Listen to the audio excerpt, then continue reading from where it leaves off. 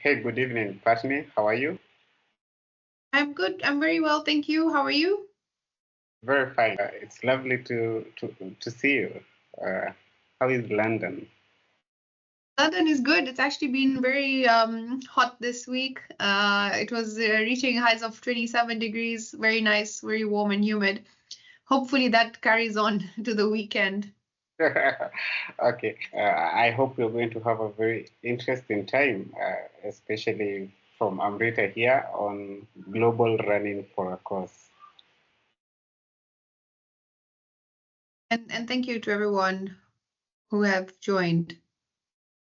I feel like I should have been sat outside in the sun, given that London is sunny. I think we can start by you telling us a little bit about your background and what drew you to actuarial science and the reinsurance industry. Yeah, sure, absolutely, and happy to. So I grew up in Nairobi, Kenya. I was born and brought up in Nairobi. I lived there for 16 years. While I was there, I went to Premier Academy School. I think a few of you must have heard of it. I literally spent all my school life in Premier Academy. Then when I was 16, I moved to Dubai to do my A levels. My family, we moved together.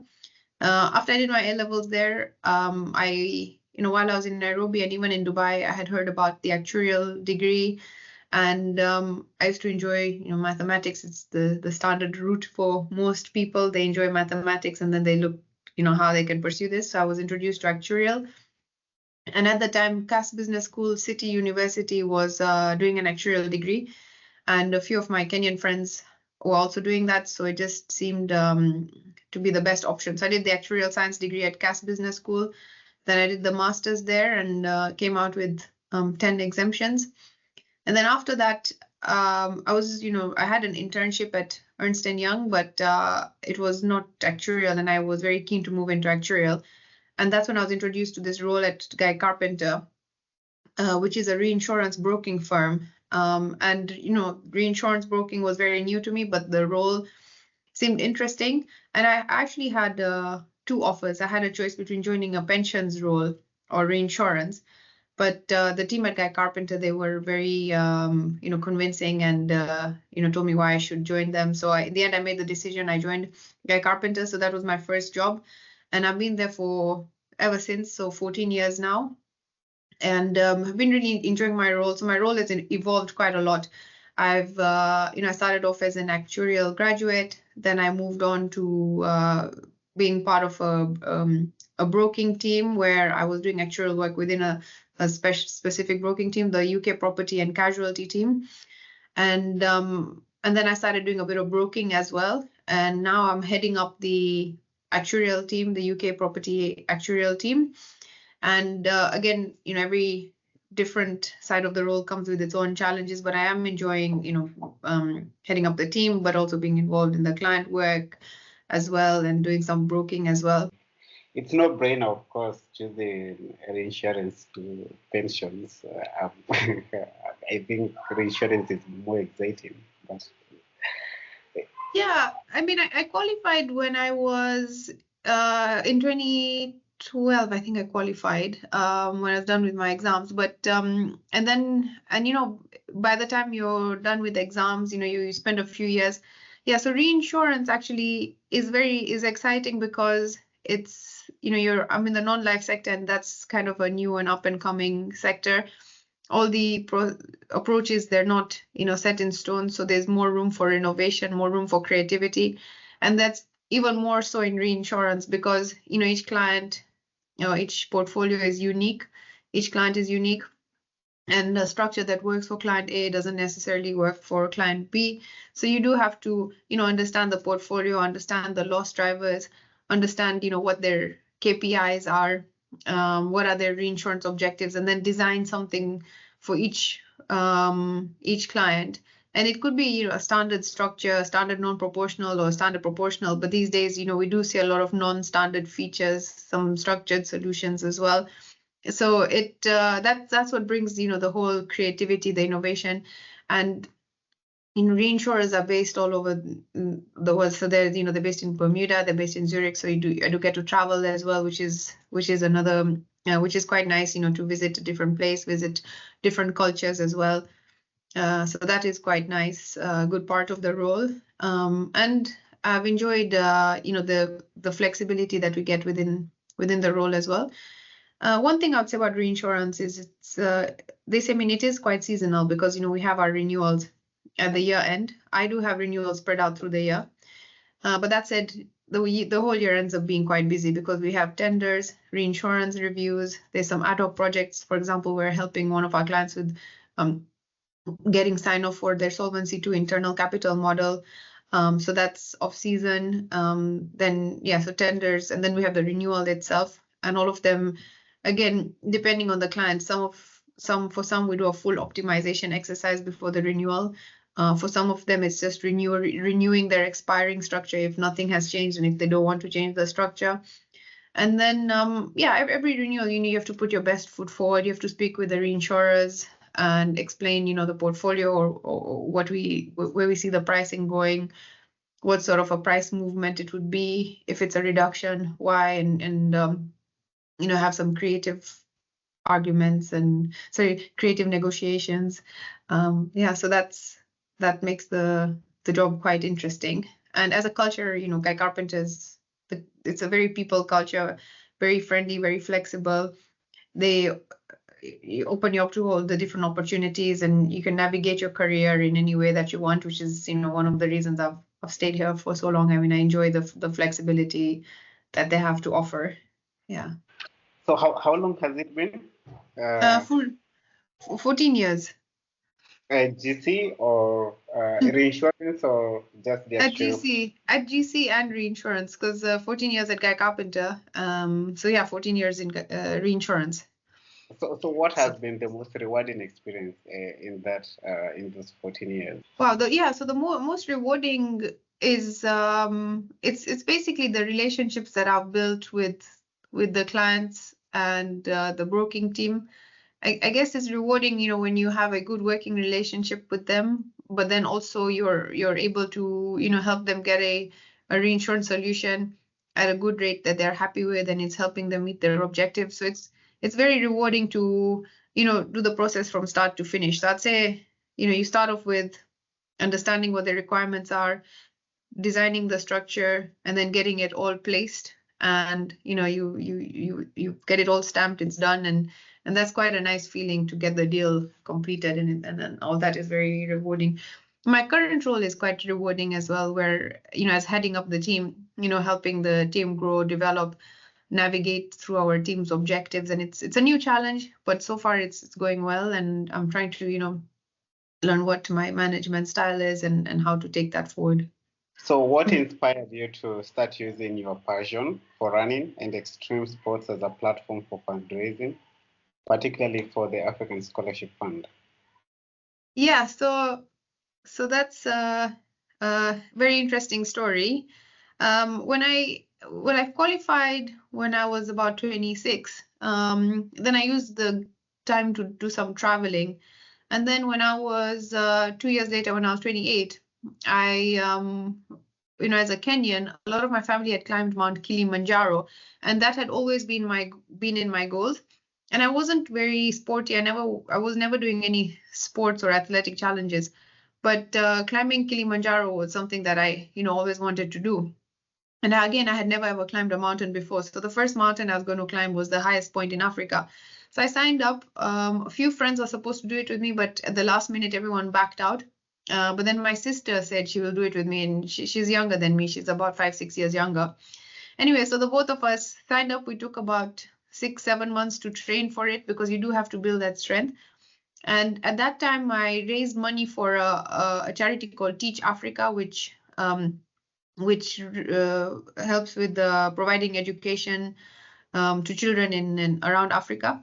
We raised about £1,500 at the time for them. But anyway, so when I did Kilimanjaro, the first few days are okay. It feels like quite a long walk, but there are many hours in the day that you have to hike for. And then it starts getting harder and harder as your elevation is increasing. And I have to be honest, the summit day is actually very hard, despite what anyone says, because you start at midnight, you're climbing, through the night. There are some challenging parts. The altitude kicks in, so you have to climb very, very slow. There are a few people who get altitude sickness. My sister got altitude sickness. What happens is you get very nauseous and you're sick. I got a bit towards the end, but anyway, you when you get to the top and you make it to summit, you've been climbing for so long, you're so exhausted. But then you see the top, it says, Uhuru Peak, highest point in Africa. You remember these words, you're at the roof of Africa, and it just seems so peaceful, so beautiful. And you're a little bit, it seems a bit surreal. You don't acknowledge or appreciate where you are until you've left that spot. So, I was there, I was looking around, I was saying, okay, I've made it, but you're a bit lightheaded as well. And then, you head down, and then after a while, you feel, wow, I was actually there, and, made it till the end. And that sense of accomplishment and, having been through a challenge, your whole body is aching, but the feeling of having completed that felt so good. And then also raising funds, you feel like, okay, I've done this for a good cause. So that, really fills you in with endorphins, and my next thought, I want to do something like this again. So the next year, one of my colleagues said, London Marathon is happening. Why don't you sign up, or why don't you put your name in the ballot? Because it's very hard to get a spot in the London Marathon. But I just thought, I've never ever run before. The longest maybe I'd run was 4 kilometers. So I thought, how would I even run the marathon? That seemed completely far-fetched. But I did put my name in the ballot. And the idea started growing in my head. Oh, it would be such an amazing achievement if I can actually run a full marathon. And most people never get the spot through the ballot. So I didn't get the spot. But by then, the idea had grown so strong in my head. And then I realized Marsh & McLennan's, my company, has 5 golden bond spots, which means you have to raise £2,500 for the British Red Cross for charity. And you get the opportunity to run the marathon. So I got a charity spot. And as soon as I did, the pressure was on. Right, you have a spot, you have to raise funds, you have to do this. So I started my training. I had a training plan I was following, and slow and steady, I realized that I had the endurance in me. It was all very natural that I had the ability to run for really long. Somewhere along the line, I got a bit overconfident, and I started doing too many long distances back to back, and I got injured. So I wasn't able to run for about 5-6 weeks until I recovered and had to go to the physio. But I was still mentally, determined that I have to do this. But many of you, or anyone who's run a marathon, already knows this, that when you're training for a marathon, you never run the full distance as part of the training. So if the marathon is 42 kilometers, you run maximum 32 kilometers, and that's it. And then on the last 10 kilometers is a surprise for you on the day. So I ran 32 kilometers my last training, which is done 2 weeks before marathon. And then, and then you just have to do short runs, you taper.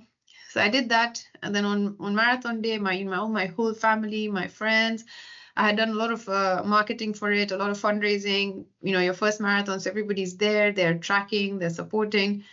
And deep inside, I was nervous because I didn't know how it's going to go. But at the same time, I was excited. I was looking forward to it. I was saying, yeah, let's do this. So I did that, started running. It was going really well up to the halfway point. Then the pain starts to kick in, and you just have to not forget about it or make yourself numb. And you push, and then finally, it wasn't my fastest one. I took 5 hours, but I did finish. And when I finished, most people would say, or most people who finish say, oh, that's it, never again, this, I'm done. But my first instinct was, wow, I love this so much. I want to do this again. And that's how it all basically started. So I was 29 at the time. Literally within 3 months, I ran my next marathon, which was in Athens. And that's where the whole marathon began. So you run from Marathon Town to Athens. It's one straight line. Then I did the Manchester Marathon. Then after running 3 marathons, that's when I moved to triathlon, because I wanted to, then I said, okay, what next? So that's how doing triathlons and Ironman started. What made you shift from that to even more extreme sports for good causes? Yes, so Kilimanjaro was for Teach Africa, then London Marathon was for the British Red Cross. When I did the Ironman, okay, so I'll explain the Ironman. So what made me do more and more extreme is once you've done a certain event, a certain distance, a few times, you want it to be, push the edge. The idea of the thought of not being able to do something and then working towards it and then actually finishing gave me that big boost in my mind, or just like that rush of adrenaline. And I think you have to do more and more and more to get the same feeling or the same high, or runner's high as you call it. Yeah, it's a difficult one to explain, but once marathons became a standard run for me, I wanted to push myself even more. So the Ironman, again, the same colleague who told me to do the marathon asked me, said, "Why don't you do the Ironman?" And the Ironman is they call it the world's hardest one-day sporting event, because this is the full distance. So the distances are 3.8 kilometer swim, 180 kilometers on the bike, and 42.2 kilometer run. So the run is a marathon, and the cutoff is 17 hours. And at the time, I didn't own a road bike, a bicycle. I could float, but I wasn't a good swimmer. But then I used the logic. I said, if I put enough time training, then I'm sure I could put all three together and do this. And I'd never done a triathlon again. So I registered for the Bolton Ironman. Bolton is next to Manchester in the UK. It's one of the Ironmans in the UK. And signed up to swimming lessons, bought a decent road bike. And I just started every week going to my swimming lessons, but you have to train basically 5-6 times a week, and putting in the hours in. With swimming, okay, you go swimming 2-3 times a week, fine, at the pool. But then cycling was the scary one, because the road bike, you're kind of down, you're in aero position. And the road bikes are very light. So it was almost like learning how to cycle for the first time. And you also have to clip your feet on the pedals, which means that if you lose balance, you can't just put your feet out. You have to unclip and then put your feet out. And many people who learn how to clip for the first time, they always fall, because you need to get used to your feet being attached to the pedals. I'm sure anyone who's into road cycling have fallen down the first time they learn to clip, unless you're really, really good. So anyway, so I started making my colleague help me make these routes around London. So it's intimidating to cycle in the roads of London, never having cycled. And you're in these countrysides, there's cars. So you have to be very careful, but you also have to put the hours in. Your average ride would be about 100, 120 kilometers. You're pushing, you're going.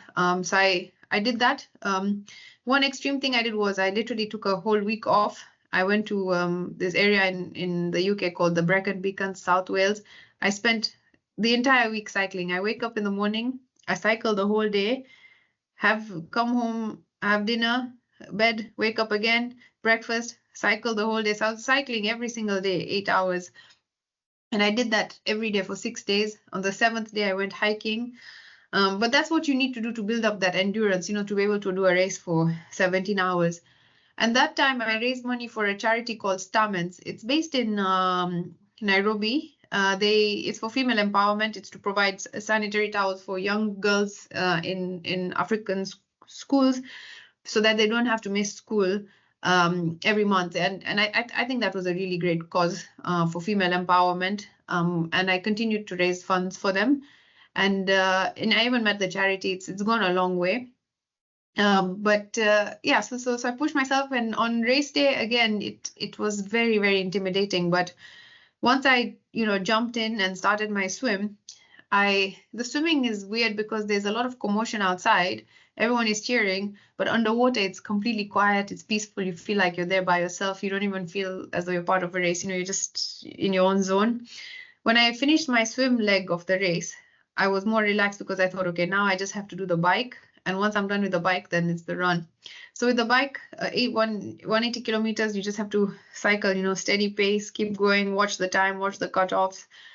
And by this time I was used to endurance. So it's just a mental, then it becomes a mental challenge. It's in your head. Your body can do so much. It's just in your mind. You just have to tell yourself, think about, so the kind of things you think about is,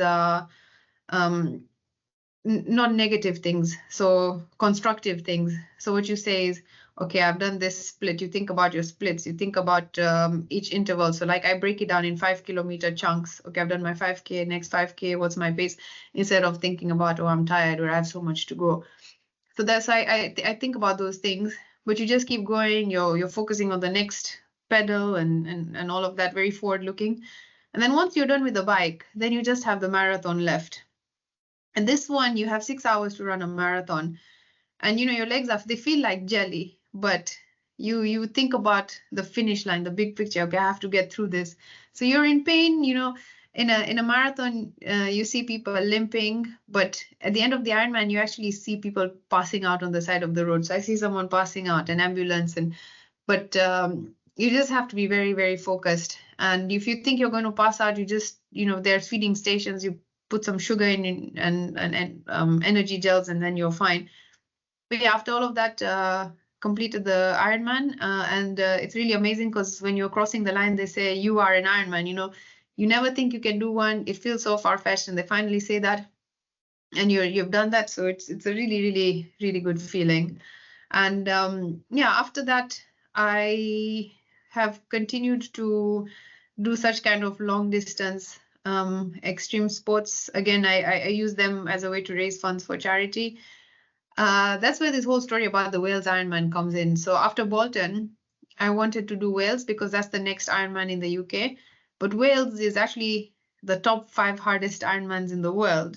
If you're joining us right now, so I'm with Amrita Pattni, and she's a senior member of GC, that is Guy Carpenter at UK, and she's committed to fostering a new generation of actuaries that will drive innovation, influence decision making, and even create positive change in Africa and beyond. And she's just from talking about the Ironman. And it's incredible when you come to think that Ironman is the single day endurance event, and it's the hardest, and it's not for the faint-hearted. And here we have Amrita, who will be doing that just for the sake of African Scholarship Fund. And for those who know, African Scholarship Fund is an initiative by the Actuarial Academy of East Africa to offer scholarships to those deserving students who are passionate about pursuing a career in actuarial science. So these scholarships, they cover a range of actuarial courses, resources, and support, ensuring that financial constraints never hinder their educational journey. What keeps you to push yourself to continue participating in them? Because I can imagine they're physically demanding, yeah, especially the ones for Ironman and Comrades. Yes. Yeah, so what keeps me going? Because they're physically very, very demanding, but the more you do them, you can feel your body getting stronger and stronger. So I specifically remember when I did my first marathon, my body felt, drained. I probably needed 3-4 days to recover. Your knees are hurting, your legs are hurting. But now, because I'm doing more and more extreme, doing a marathon feels like just a normal run, like a Saturday run. And I do that on, like, there's a tradition I do at my birthday every year. I run my age in kilometers. So this birthday I ran 36 kilometers. That's how old I am. And the 36-kilometer run, just felt like a normal run. And I think the feeling of becoming strong and feeling strong in your body just changing, where a marathon feels like a training run, like that, keeps me going as well. Like I want to maintain that strength, that fitness, to be strong. It just feels good. But at the same time, again, it's the feeling of the challenge, the sense of the feeling you get when you complete something. That's a real challenge. The moments during the race when I'm really pushing myself, when it's really hurting, it's really difficult, but then you just get through that and then you finish, and it just puts you on a different high. Like that's that feeling of accomplishment and having finished something. And yeah, and I just feel like what it does to you psychologically as well. It's a humbling feeling. There have been times, I'll be honest with you, where I've started to cry during the race because I just wanted to end and it's so painful. But you just pass through that and you finish, and it's just so nice. You feel the way you feel psychologically as well, brings you back down to earth. and I've had so many experiences like that recently. But after Ironman, after the Bolton Ironman, the next race actually that I did was also another Ironman. This one was actually in Russia, in Sochi, before the whole political commotion happened. But when I was in Dubai, I joined a triathlon club, and the founder of that triathlon club is from Russia. And he said, "Why don't you come to Sochi Olympic Village to do an Ironman there?" But the Ironman there is called Iron Star. And Sochi is a beautiful city. It is the Olympic Village.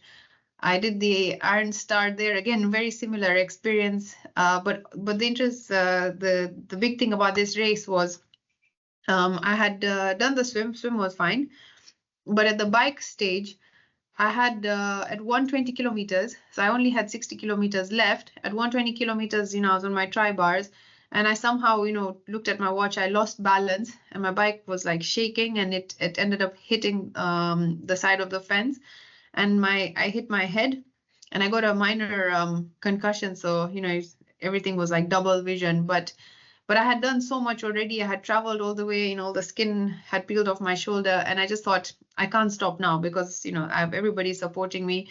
I'm still fine. Touch wood, I haven't broken anything. My bike is fine. I have to carry on. I can't stop. So I saw the ambulance, but, I looked fine. So they're like, yes, go. And I carried on, but because I hit my head, I had a little bit of double vision. But after like having water and everything, and I could close one eye, I could still carry on going. So I continued, and eventually I was fine. So I finished 60 kilometers of the bike, and then I started to do my run. But because I'd peeled a lot of skin and everything, I still had to. It was still painful, but nothing was mentally, something mentally changes. I was like, I can't stop now. I've got too far. So I just continued running. Finished, the marathon, as painful as long as it was. And then as soon as I finished, I crossed the finish line. It was amazing. I was holding the Kenyan flag. I got my medal, and next thing, straight away, they put me in the ambulance to make sure I was okay. And all glory to God, I was fine. But that was another big challenge. The other challenge that's very close to my heart is doing Comrades. Now, Comrades was putting it on a whole other level. This is an ultra marathon in South Africa. You run from Pietermaritzburg to Durban, because this was the down run. They call it down, but there's nothing down about it. There's just a small 10-kilometer downhill. But overall, the elevation, you do, there is a lot of elevation. It's normal. It's tarmac run. So you're not running in the trail or countryside. Tarmac. It's a very well supported race. Every 2.5 kilometers, there's feeding station. They have these plastic bags with water. They give you bananas, potatoes, whatever.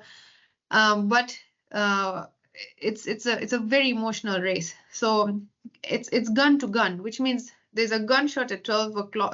Gunshot at 5 a.m. You start running. There's some cutoff points, but then there's the gunshot at 5 p.m., which means if you don't finish from gun to gun, then you don't race. Even if you're 1 second after that, that's it. People miss the cutoff by 1 second. And what that also means is sometimes, when the gunshot happens, it takes about, it can take about 10 minutes for you to reach the start line, because there's thousands of people running. But because you start your race at 10 past 5, doesn't mean you have 10 past 5 to finish. No, your race is 11 hours, 50 minutes.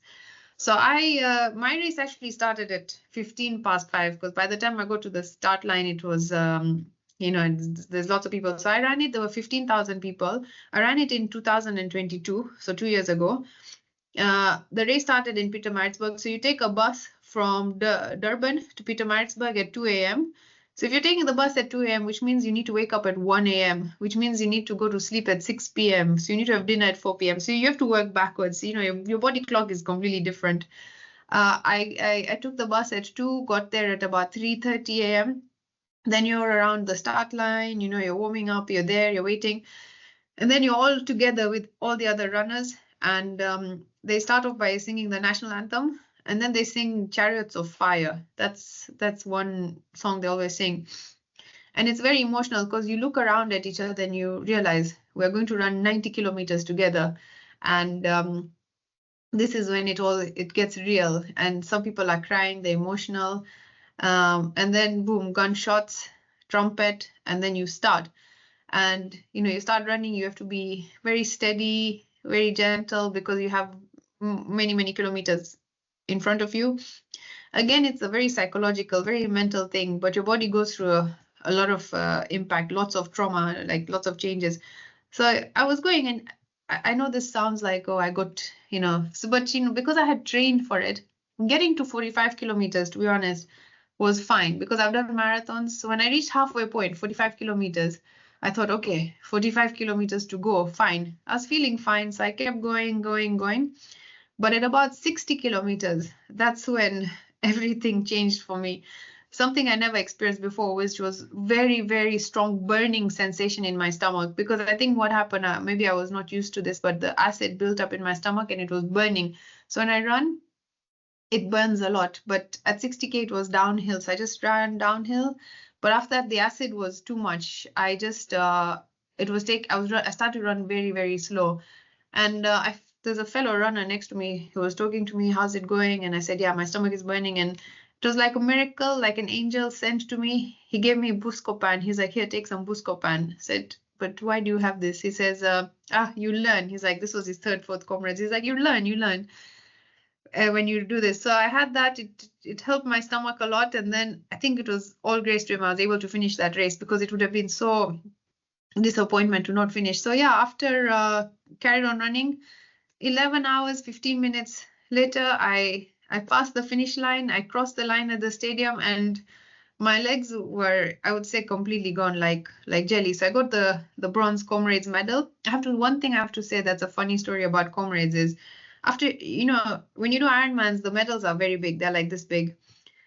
But when you run comrades, and everyone is going to say this, the medal is so tiny, it's so small.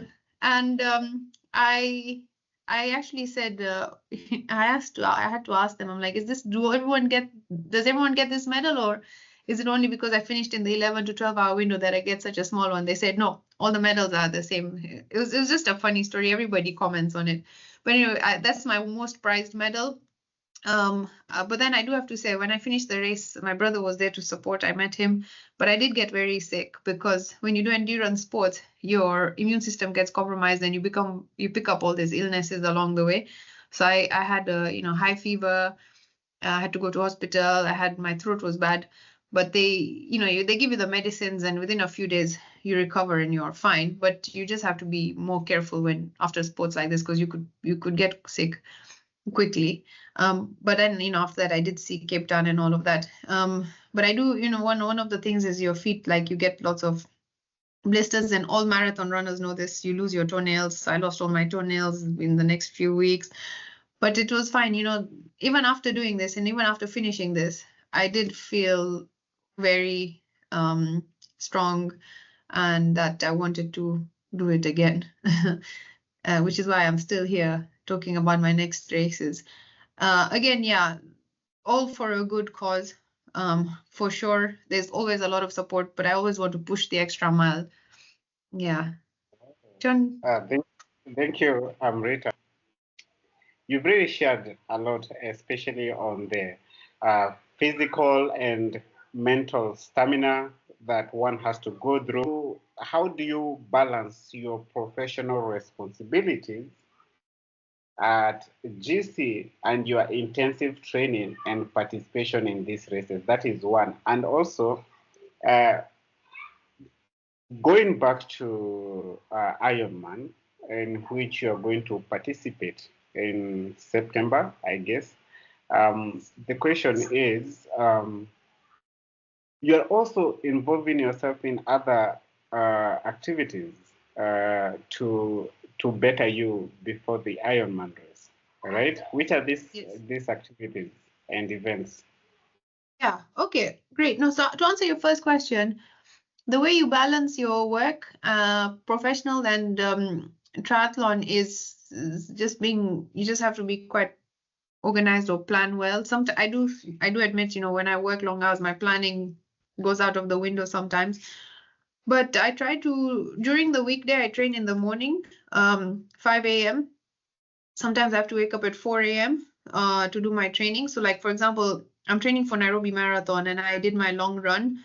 Monday morning, 4:15 a.m. I had to run 30 kilometers. So I started at 4:15 a.m. I finished my run at 7:30. So you do it before work. Weekends I just dedicate to my training most of the time. So my weekends I use them for my long ride and my long run and swim. So I plan my social events around it. So even if I'm visiting family or my sister, if I'm visiting them in the countryside, I will cycle to the countryside. So that's my cycling done. Then I will visit them. Then I will do a run when I'm there. So in summary, what I'm saying is you kind of change your lifestyle to accommodate the training, and you do have to dedicate a lot of time to it. Yeah, it becomes part of your lifestyle. It's not oh, I'm training. It's that's what I do. Everyone knows that that's what she does. And then yeah, so it's planning. And like I said, recovery time is a lot faster, so it doesn't really affect my day to day. Like I could run 30 kilometers in the morning, come to work completely fine, because your body accustomizes or acclimatizes, gets used to it. But that said, you do have times when you have to work late, and so then you just move things around. You just have to be a bit flexible, and yeah, and everyone around me is quite supportive. They understand, but I would say that I've been able to balance. I always, it depends on what time of year it is. If I'm close to the race, then I will, be really focused on my race. But work obviously is a priority. And then finally, the events that I've been doing to help me for the Ironman is this year I took part in a long 3-day cycling event in Cyprus.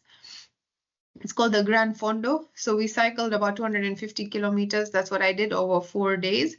It was very hilly, so that is good practice for the hills in Wales. I also did a long swim. So I went to Monte Cristo and I did 2 swims in 1 day. The first swim was 6 kilometers of non-stop swimming. So 6 kilometers is tough because that's the longest I've swum so far. Before then, the longest I swam was 5 kilometers. So I swam 6 kilometers in the morning. Then I had again, I would say that swim almost put me into tears because it was quite difficult. And then the second swim was literally 1 hour after that, was another 2.5 kilometer swim. So that day I swam 8.5 kilometers. There are many people who swim a lot longer distances, so I won't say, I won't say that I've done a lot, but it was quite a long swim for me. So that's another one. And then I've been taking part in a series of short races, so like 10-kilometer races to get ready for the marathon. This weekend in my plan is to run 32 kilometers. I also took part in what I call, it's a half distance triathlon. This one is called a UK brand called Outlaw. It was in Nottingham. I did that race, which is like an Ironman, but just half distances. So you swim 2 kilometers, you bike 90 kilometers, and you run half marathon after that. So this is all to prepare for Wales. And just to explain why Wales is so difficult. So South Wales is next to the sea in the UK. Wales is known for being very hilly. The flag of Wales is a dragon. So when you do the Ironman, they say, come and face the dragon. And it's very appropriate. So what makes it difficult is the swim is in the sea, and the British seas are very, very, very choppy. So they've got very big waves. So you have to be able to, navigate through the waves and the current. And then once you have done from that, to go to your bike, the transition area is about a 1 mile run. So you have to run 1 mile just to get your shoes and your bike, and you don't get extra time for that. And then when you start your bike, it's very hilly. You're constantly climbing hills and downhill and uphill and downhill. And then once you're done with that, then the run apparently is very hilly. So every time I've attempted it, I either get caught in the current in the sea, so I don't finish, or I don't make the bike cut off because the hills are too difficult. But what I've been doing is this year I've been doing a lot of strength training to make my muscles stronger so I can climb hills. And yeah, just everything that I can do to get stronger in my climbing and just build that strength. But yeah, I wouldn't say it's easy to, like, it's not, training for an Ironman is very intensive. It takes up most of your time, so it's a very big commitment, and you do have to juggle. But for me, I'm able to manage work and training. I don't think I'll be able to manage anything else after that. So that's my priority, my focus for the moment. And obviously I make time for family and friends. But when it comes to work, I plan everything around my work. Mostly in the mornings. I would advise training in the morning because that's when you're fresh, your body is fresh, and all the races are in the morning. So it makes sense to train in the morning. I know some people like to train in the evenings. I used to train in the evenings before, but I think after work, it's just nice knowing that your training is done. After work, you can just get an early night and wake up early and just get it all done in the morning. This is going to be my first race in Nairobi, and I do admit I should, like, my first race in my home country. I should have done a race there before, but better late than never. So I'm very, very excited to be doing my first marathon, my first Nairobi marathon, and my first race, hopefully one of many races in Kenya. I am aiming to hopefully get a personal best if I can. Again, I said, for me, my strength is endurance, and I'm working on my speed. So my fastest so far is 4 hours, 30 minutes. But if I can do anything under 4 hours, 30 minutes, that would be a very great achievement for me. And that's what I'm going to be pushing for and aiming for. I know that there'll be many elite runners there. Kenyans running is our strength. So, but they finish in about 2 hours. I'll be plodding along behind. But yeah, if all held equal, between 4 to 4.5 hours, I'm going to be aiming. I'll just be pushing and doing my best for that. But more than that, I'm just looking forward to running in Nairobi, seeing family, and yeah, it would be nice just to be part of this big event. So I'm looking forward to the new route as well. And then after that, yeah, I'll carry on, doing events there. I know there are many marathons there. Hopefully, there are a few people on this call will be running as well, so we can all run together. Yes. So if you are in this call and you'd like to attend physically and also meet Amrita in person, should be available next 7th July 2024. That will be on a Sunday. We are running under the banner of Actuary supporting others, right, Amrita? Yes, exactly. Actually supporting each other's. And just to mention about this cause, John, I think it's a really great cause to help with the actuarial scholarships or the actuarial exams, because that is obviously one of the barriers to entry to actuarial, and we want the profession to develop and grow, and for all the candidates who are who've got the talent and the skill to be able to get through their exams and then empower them and also grow the profession. So I'm really happy to be part of this course, and thank you very much for including me in it, and yeah, excited for it and looking forward to how this all unfolds. Oh, thank you, Amrita. And what will you say to other actuarial professionals who would want to get involved in, let's say, fundraising or supporting educational initiatives? And how can these individuals and even corporates get involved in supporting your mission and the African Scholarship Fund, especially the one for Nairobi Marathon, and let's say the one for the September Ironman, which is a major one? Yeah, there's many ways that then John has helped with that. Well, there is the individual contributions link that John has put together, where you can support this cause through our fundraising initiative. Same for corporates, and then obviously this is good for as a marketing or campaign. So if we could help you with we can help each other. So if it helps with your branding and marketing, we can help with those participating or myself can wear some kind of branded clothes that can help you as well, and then we can do that for a fundraising contribution. So that's another way.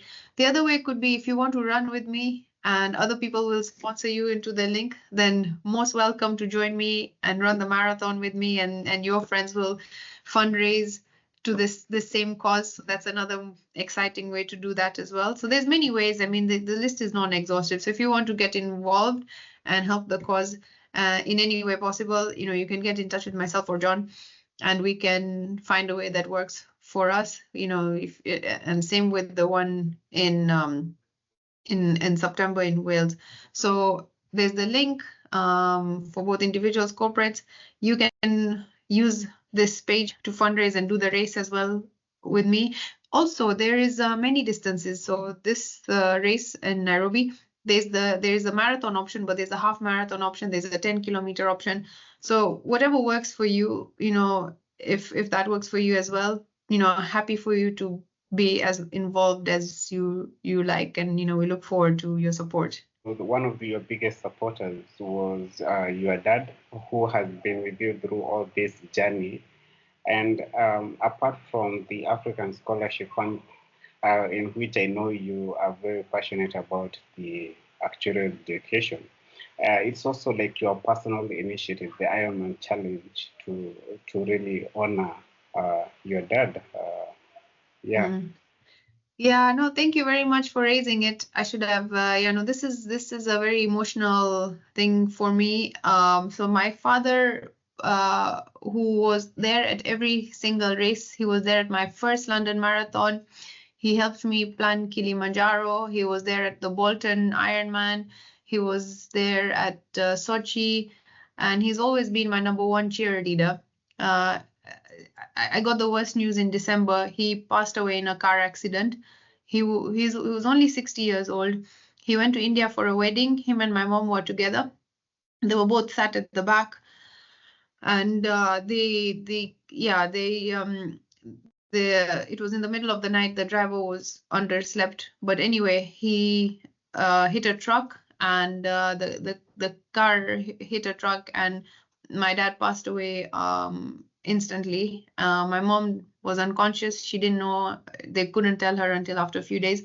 But anyway, when I got the news, it was like the world came crashing down. It took me quite a long time to process it. I mean, it's only been 7 months. So for 6 weeks, I was, trying very hard to process. But I found a card where I had told my dad, thank you for supporting me, Ironman Wales next. And, deep down, I just feel that he's there. He's giving me the energy. He's giving me the excitement. I see small signs here and there that makes me realize, he's still very much there. He's still very much supporting.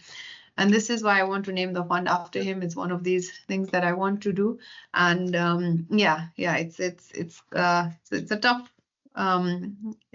a tough one to process, tough one to talk about. But thank you very much for raising it. And I'm very much doing this in his honor and his name. Actually, I'm usually amazed by the mental fortitude one must have to continue doing what you love most, even at the lowest.